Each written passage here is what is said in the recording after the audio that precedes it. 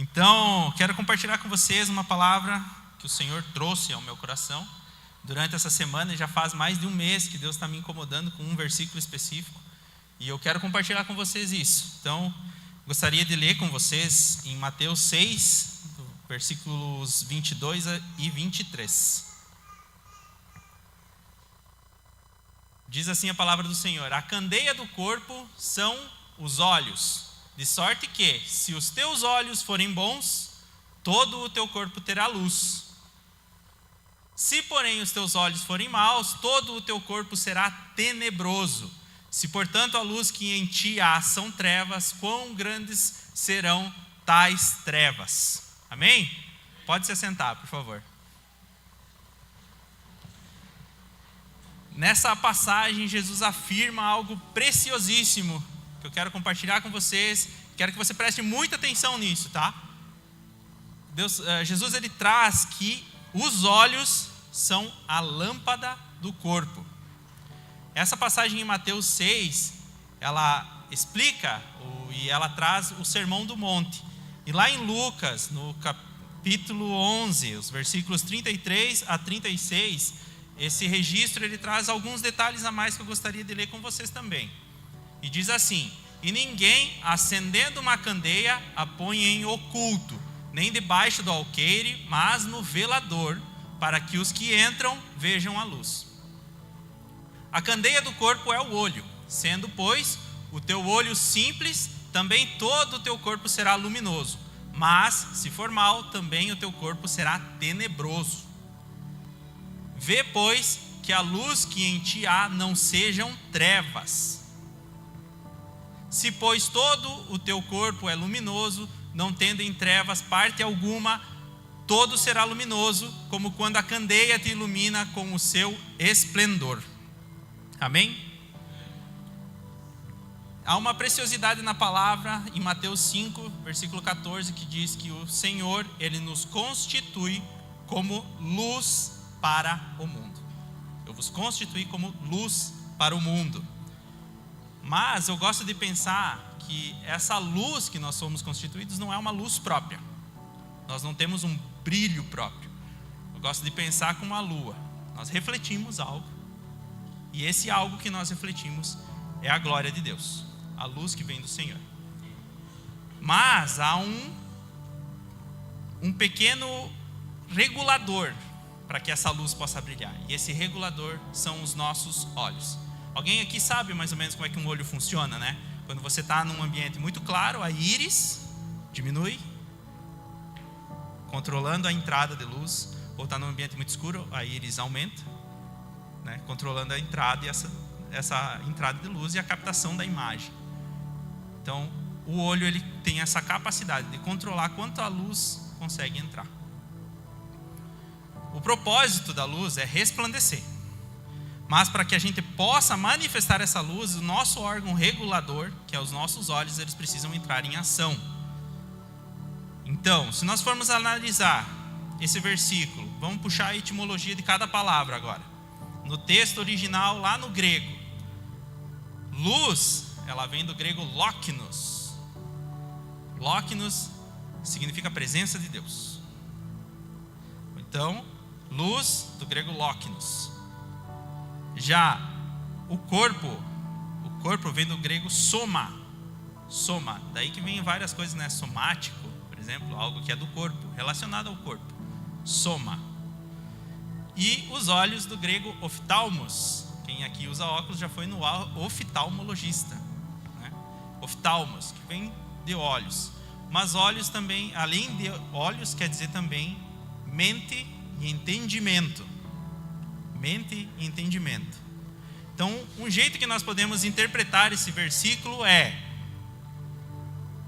como nós pensamos ao observar as situações, como nós refletimos, como nós pensamos ao observar as situações, é a maneira como nós refletimos a glória de Deus. Então, resumindo, não importa o que você vê, importa como você vê. E isso é muito importante. Como você vê uma situação. E partindo disso, quero apresentar para vocês 5 princípios bíblicos que embaseiam a nossa vida e a nossa caminhada cristã e o modo como nós devemos olhar as situações. O primeiro modo: como você está vendo o mundo ao seu redor. Lá em Números 13, traz a história de Josué, Caleb e os 10 espias. O que estava acontecendo? O povo do Egito saiu do Egito, ficou 1 ano mais ou menos peregrinando pela terra, pelo deserto, até que chegou na beira da terra prometida. Quando eles chegaram ali, Moisés, a comando de Deus, escolheu 12 príncipes das tribos, um para cada uma das tribos. E entre eles estavam Josué e Caleb. Josué, se não me engano, é da tribo de Efraim e Caleb da tribo de Judá. Acredito que seja isso. Posso estar, mas enfim. Eles escolheram esses 12 espias. Qual o objetivo desses espias? Eles irem até a terra prometida, fazer um relatório para todo o povo de como é a terra prometida, o que tem lá, como é o povo, como são as cidades, se são cidades fortificadas ou não, se o povo é guerreiro ou não, como que é a terra, se a terra produz ou se não produz, se tem árvore, enfim. Eles tinham que passar um relatório completo da onde que eles iam estar entrando, qual que era a encrenca que eles iam se meter. E passou 40 dias, esses espias foram, observaram toda a terra e chegaram diante do povo com uma resposta um pouco divergente, porque 10 daqueles espias queriam sair correndo dali, queriam voltar para o Egito e abandonar tudo, mas 2 desses espias, Josué e Caleb, diziam: não, essa terra é nossa, o povo que está lá, realmente, o povo é gigante, o povo é grande, mas a terra é nossa, Deus deu ela para nós, é a nossa herança, que nós vamos conquistar essa terra já é nossa. E o povo deu atenção a quem? Aos 2 que estavam incentivando ou aos 10 que estavam dizendo para largar tudo daqui e vamos embora? Tanto que o povo chegou a querer apedrejar Moisés, chegou a esse nível, a esse ponto de querer apedrejar Moisés, apedrejar Josué e Caleb por causa do que eles estavam falando. Esse foi o ponto. Aí Josué e Caleb se ajoelharam lá diante do povo, Moisés se ajoelhou e eles clamaram: gente, vocês não estão vendo, vocês não estão percebendo, essa terra é nossa. Eles já estão no papo, é nossa. Gente, imagina vocês, um povo que está andando no deserto, sendo guiado por uma coluna de nuvem durante o dia e uma coluna de fogo durante a noite, achava que Deus não estava com ele.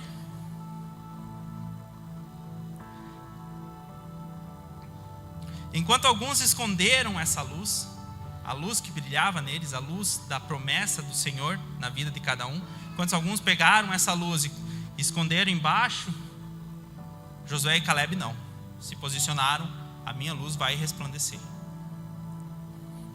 De todos esses espias e de todo esse povo, quem vocês acham que entrou na terra prometida? Josué e Caleb.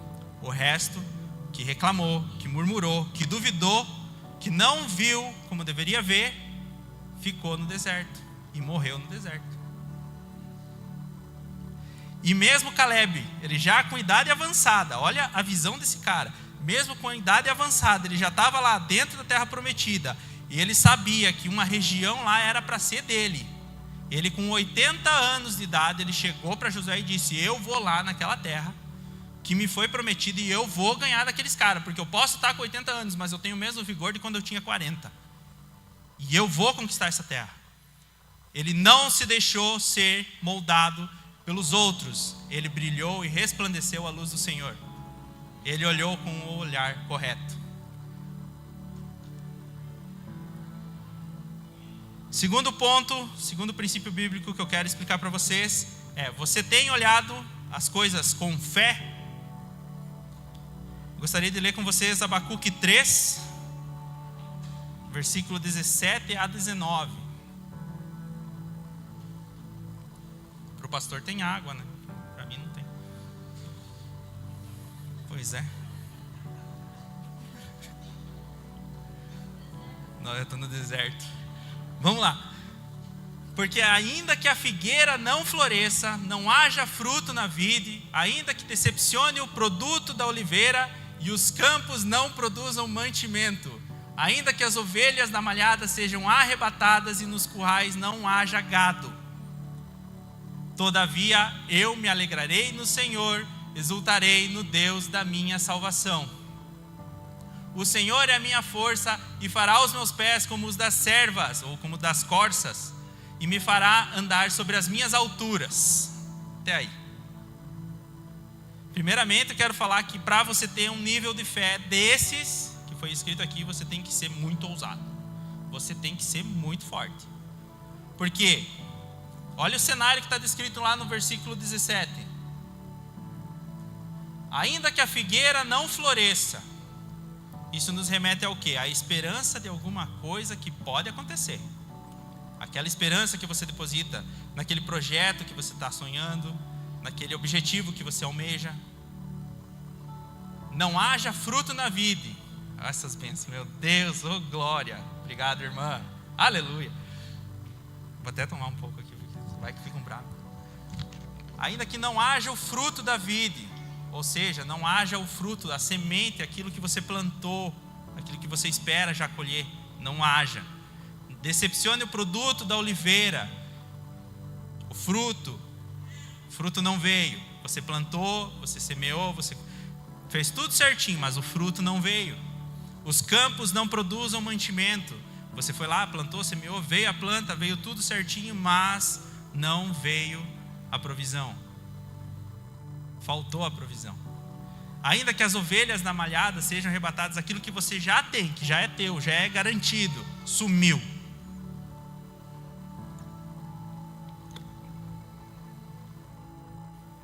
Mesmo nesse cenário completamente absurdo, onde tudo deu errado, o que o profeta fala?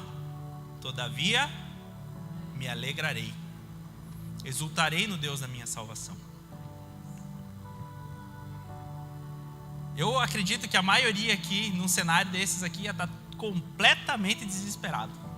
Completamente desesperado. Eu sei porque eu sou assim. E eu estou falando para vocês, mas isso aqui está doendo em mim também. Quando eu fiz essa palavra, eu falei, Deus, sério? Eu falar sobre isso, cara? Eu sou a pessoa que mais fica aflita. Eu não posso ver um problema. Está aqui minha esposa que pode corroborar com a minha informação. Eu não posso ver uma dificuldade que eu já fico, meu Deus, o que eu vou fazer? E eu começo, eu levanto e eu não paro e não sossego enquanto eu não resolvo aquilo. E a maioria de nós nesse cenário ficaria dessa forma, completamente desesperado. Mas o profeta ele diz: todavia eu me alegrarei no Senhor, exultarei no Deus da minha salvação. Quando nós confiamos a situação ao Senhor, olha o que acontece. Próximo versículo 19. O Senhor Deus é a minha força e fará os meus pés como os da corça. Pés como os da corça. E me fará andar sobre as minhas alturas, sobre lugares altos. Pés como os da corça me lembra um salmo, Salmo 42. Salmo 42, ele diz assim: assim como a corça anseia por águas, assim a minha alma anseia por ti. E há uma história lá, eu acredito que alguns aqui já possam até ter ouvido, uma história lá em Israel, sobre esse versículo, que conta que Davi, quando ele era mais moço, ele ainda cuidava das ovelhas do seu pai. Um belo dia, apareceu uma corça, e ele, querendo agradar o seu pai, levar uma caça diferente para o seu pai, pegou seu arco, sua flecha, e foi atrás dessa corça. E no meio do caminho ele percebe que não é só ele que está caçando aquela corça, mas tem também um leão. E esse leão está caçando a corça. E ele, peraí, eu contra o leão, deixa o leão, vai na frente, depois eu me viro. E ele deixa o leão ir à frente. E ele começa a seguir a corça e o leão. E o leão vai farejando e sentindo o cheiro da corça. E a corça correndo. Chega uma altura que Davi ele não consegue mais ver a corça. Ele não consegue mais achar onde essa corça está. Gente, agora trouxeram água pra caramba pra mim, né? Obrigado. Vou ter que me hidratar bastante agora. Aleluia. Chega uma hora que Davi ele não consegue mais ver onde está a corça e ele começa a seguir o leão, porque o leão ele sente o cheiro da corça e ele sabe para onde a corça está indo por causa do cheiro. E a corça ela começa a correr em disparada, fugindo do seu caçador. E chega um momento em que ela começa a procurar por água. E diz essa história lá em Israel que Davi, ele sabia disso. E ele começou a procurar a fonte de água mais próxima que ele pudesse encontrar. E ele foi até essa fonte e ficou escondido. De repente, quem surge? A corça. E ela vem caminhando e entra naquele riacho e mergulha naquele riacho. E sai com o pelo todo brilhando da água. A estratégia da corça, quando ela procurou essas águas, foi se lavar. Porque quando ela está correndo, a adrenalina começa a soltar cheiro. O medo começa a soltar aquele cheiro forte. E é muito fácil para o leão identificar ela. Mas a partir do momento que ela entra nas águas e ela sai, todo aquele medo fica. Todo aquele medo fica para trás. Não deu certo hoje. Parece que a situação não está se ajeitando. Parece que tudo está ficando complicado. Parece que o problema é maior do que você. Mas hoje Deus convida você: mergulhe nas minhas águas. Mergulhe nas minhas águas. Deixe as minhas águas lavar todo o seu medo. Lavar toda a sua aflição. Deus é maior do que o seu problema. Amém?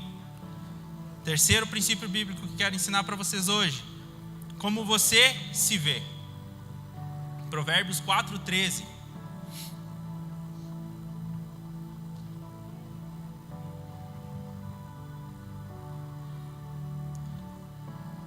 Apega-te à tua instrução e não alargues, guarda-a, porque ela é a tua vida. Tem uma versão que diz assim: guarda o teu coração, porque dele procedem as fontes da vida. Dele procedem fontes de vida. Se eu quisesse contaminar um rio, um exemplo bem fora, mas se eu quisesse contaminar um rio, eu pegaria o veneno e saía correndo pelo rio, por toda a extensão do rio, correndo e envenenando o rio? Ou é mais fácil eu ir até a fonte, despejar o veneno e ele todo o rio vai ser contaminado? É muito mais fácil, né? Por isso que a palavra de Deus diz: guarda o teu coração. Guarda o teu coração, porque dele procedem fontes de vida. Se você não deixar o teu coração ser contaminado pelo medo, pela insegurança,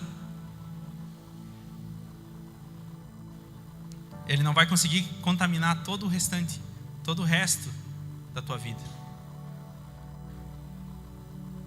Nós voltando agora para o exemplo dos espias, os espias eles conseguiram contaminar a fonte do povo de Israel. Eles conseguiram contaminar o coração de cada um daqueles, homens e mulheres, a ponto de contaminar todo o povo, a ponto deles não querer mais continuar a promessa. Eles não acreditaram mais, vendo uma coluna de nuvem durante o dia, uma coluna de fogo durante a noite, vendo a libertação, todos os sinais, milagres, maravilhas e prodígios que Deus fez na nação de Israel, lá no Egito, vendo o mar se abrir, passando a pés secos, e eles duvidaram, por causa da palavra de 10 pessoas que contaminaram a fonte deles.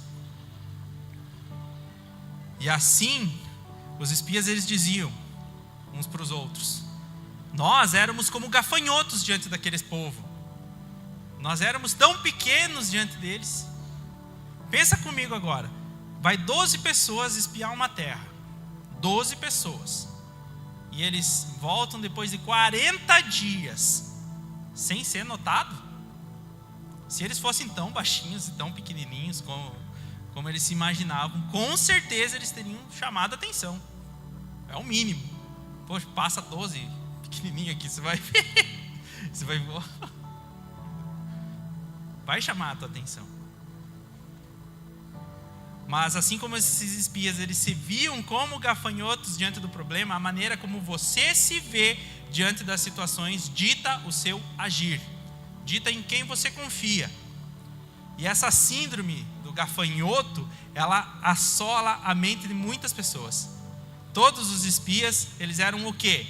Príncipes das suas tribos, foram escolhidos por Deus, eles representavam as suas tribos, e mesmo assim, eles se apequenaram diante da situação, vendo-se como gafanhotos, como simples gafanhotos. E há um exército de pessoas que são assim, pessoas negativas, pessimistas, murmuradoras, olham para a vida com um olhar carregado de trevas, como diz a palavra. Olham para a vida com trevas. Tudo é problema, nada é solução. Sempre está ruim, nunca está bom. Não tem um elogio, não tem um incentivo, mas está sempre, constantemente reclamando,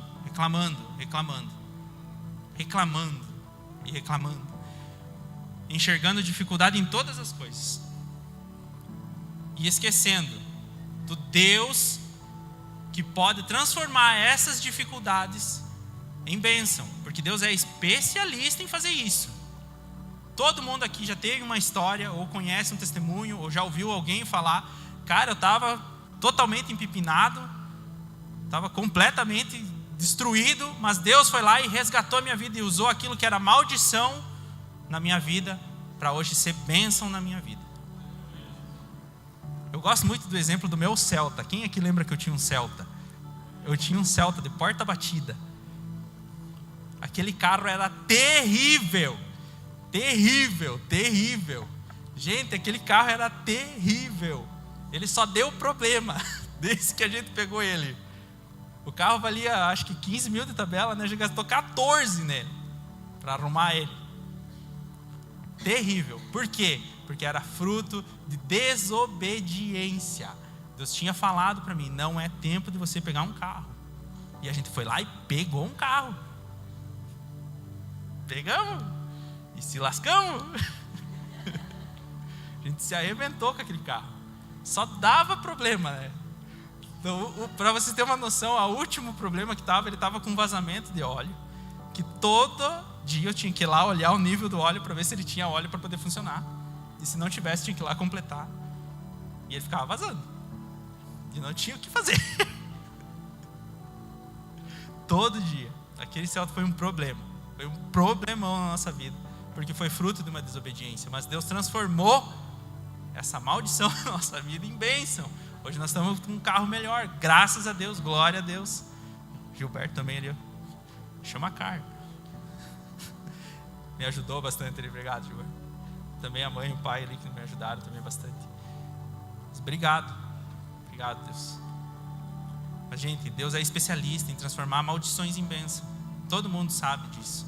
Todo mundo tem uma história, pode compartilhar uma história, ou ouvir a história de um amigo, de um colega, de como Deus transformou uma situação tão ruim em algo tão bom. Quando nós olhamos para nós mesmos como filhos de um Deus grandioso, nós podemos pensar assim como Caleb pensou. Números 14:9, Jackson, por favor. Números 14:9. O Jackson não está prestando atenção na palavra.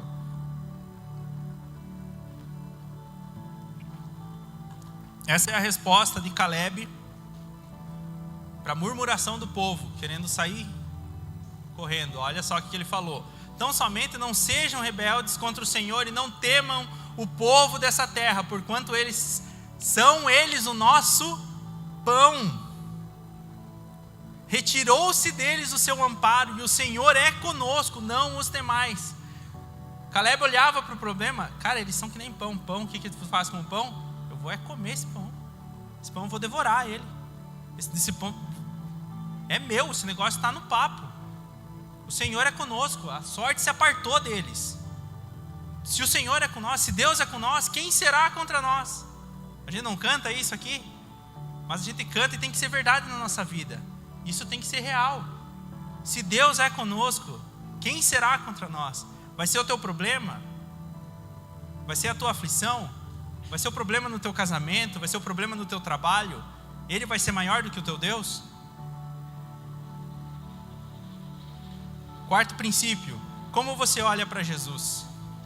Mateus 25, versículos 24 e 25.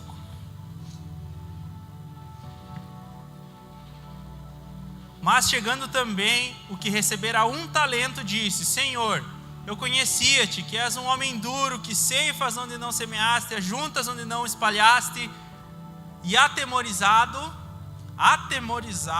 escondi na terra o teu talento. Aqui tens o que é teu.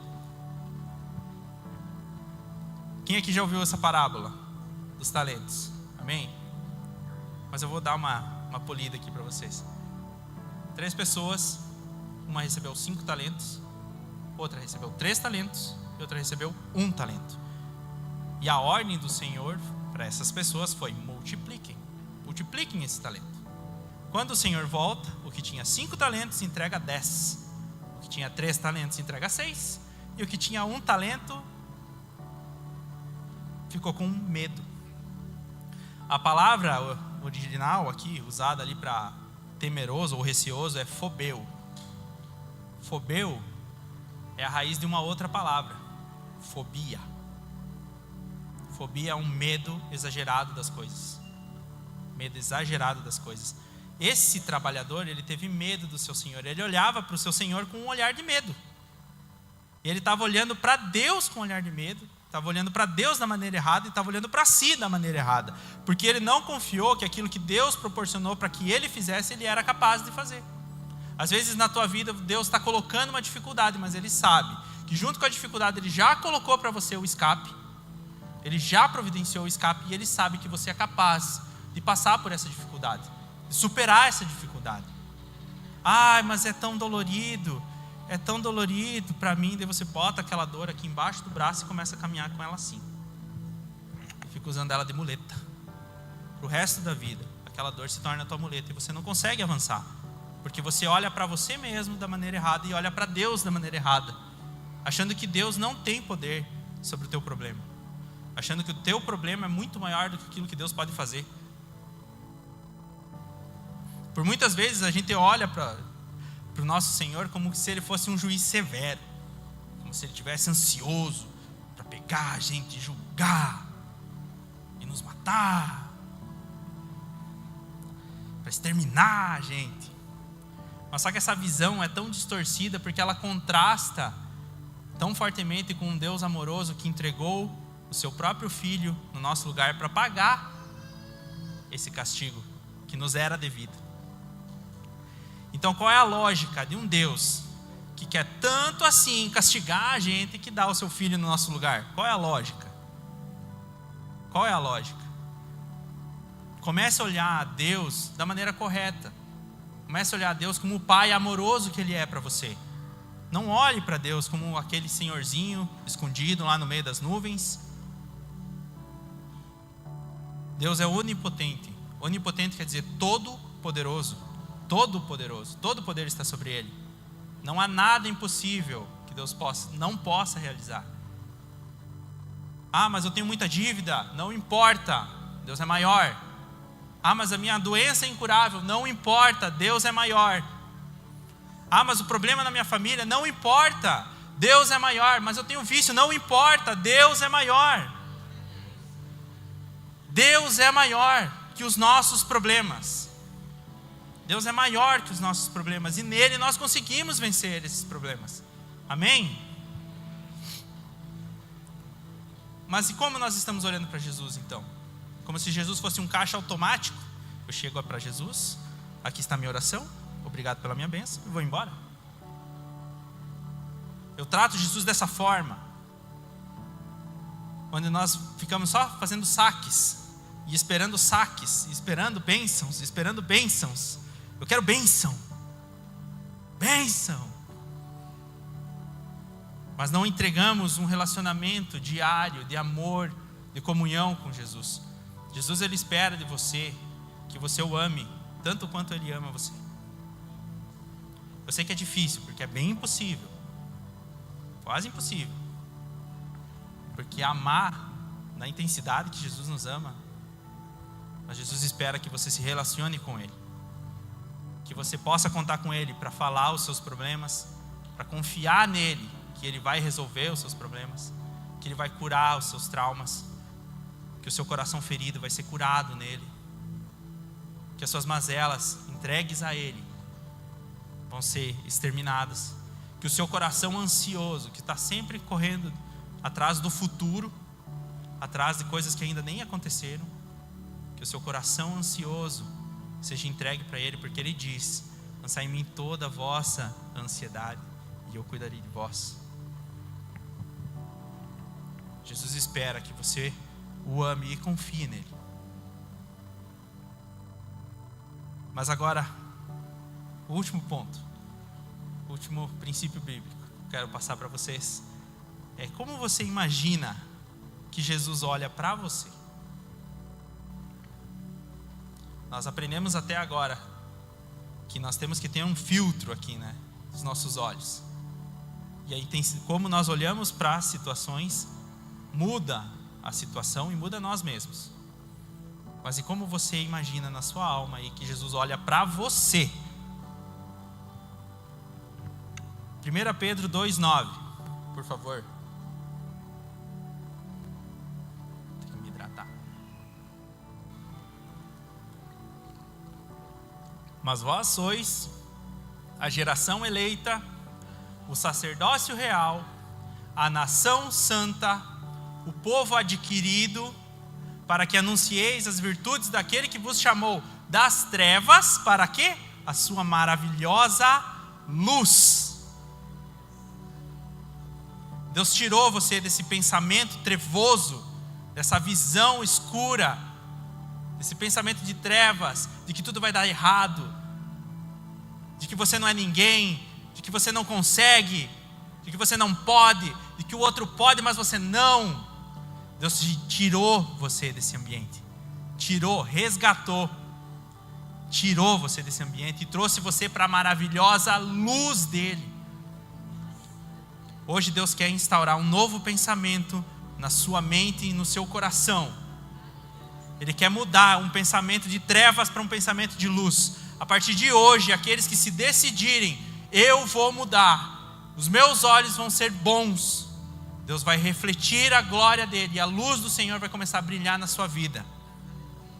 Porque você é uma geração eleita. O que é uma geração eleita? É alguém que não foi escolhido por acaso. Não foi escolhido por acaso. Você é um sacerdócio real. O que é ser um sacerdote real? É servir ao rei. Uma nação santa, uma nação separada, um povo adquirido, comprado. Se a partir de hoje você assumir essa sua verdadeira identidade, a identidade que Jesus olha para você, tudo vai mudar. Porque como nosso pastor sempre fala aqui, sempre fala, e a gente tem que sempre repetir, porque é bom, porque daí grava. Quando eu mudo, tudo muda. Tudo muda. A partir de hoje, veja-se de uma forma diferente. A partir de hoje, não permita mais com que as trevas, elas escureçam a sua visão. Mas comece a refletir na glória do Senhor em tudo que você fizer. Em tudo que você fizer. Você vai estar no teu trabalho, vai ter um problema. Esse problema já está vencido, porque eu sou mais do que vencedor. No meu casamento está com problema, mas o meu casamento é uma bênção. Porque o meu casamento pertence ao Senhor. A minha casa é uma bênção, a minha família é uma bênção. Coloque-se de pé, por favor.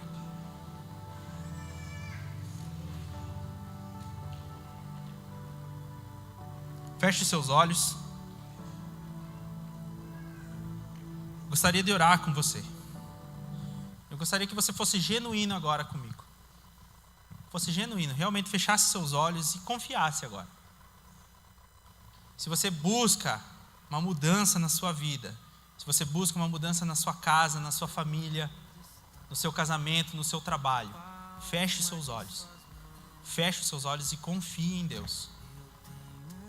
Nesse momento eu quero que você comece a falar com Jesus.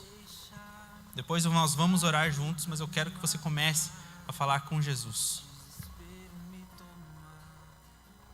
Quero que você fale para Ele: Jesus, a minha visão estava embaçada. Eu não estava olhando bem. Eu estava olhando a situação e as coisas que estão acontecendo ao meu redor com uma visão errada. Eu estava olhando com uma visão de trevas. Mas eu sei, Pai. Eu sei que a Tua verdade sobre mim é diferente do que aquilo que eu penso.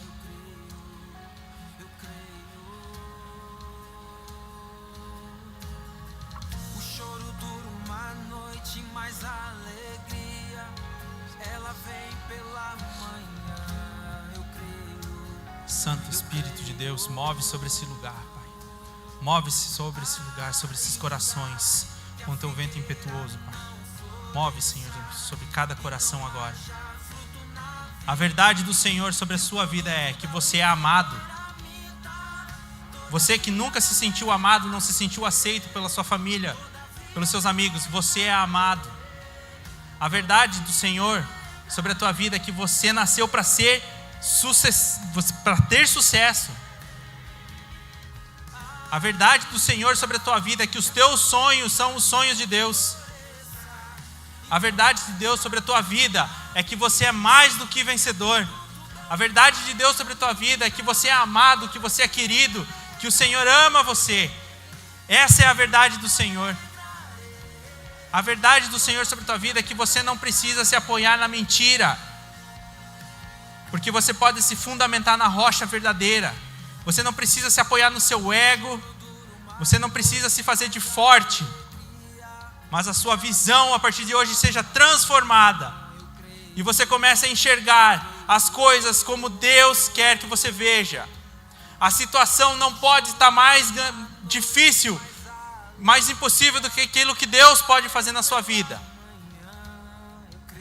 Deus tem grandes coisas para fazer. Comece a clamar, comece a falar com Deus. Comece a falar com Deus. Comece a entregar as situações do seu coração diante do Senhor.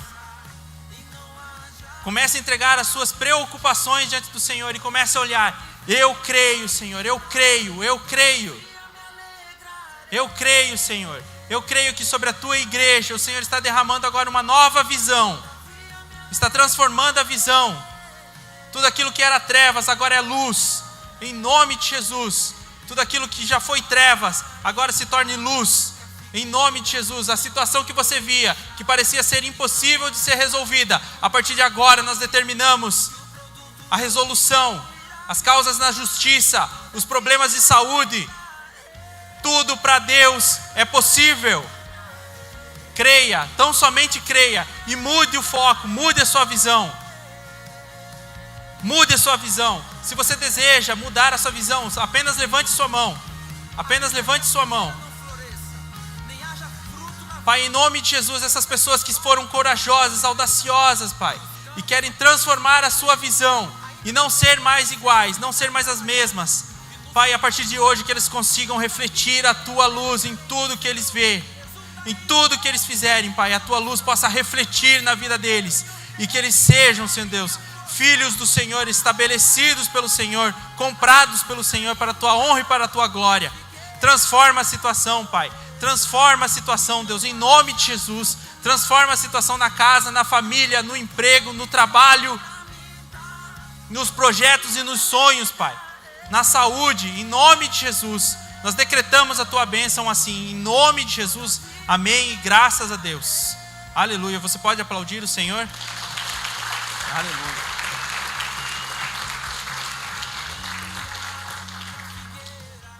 Glória a Deus. Mude sua visão. Saia desse lugar aqui com a visão transformada. Não olhe mais as coisas da mesma maneira. Pense todo o tempo: Senhor, que eu tenha olhos bons. Que eu tenha olhos bons e eu possa ver as coisas como o Senhor vê. Amém?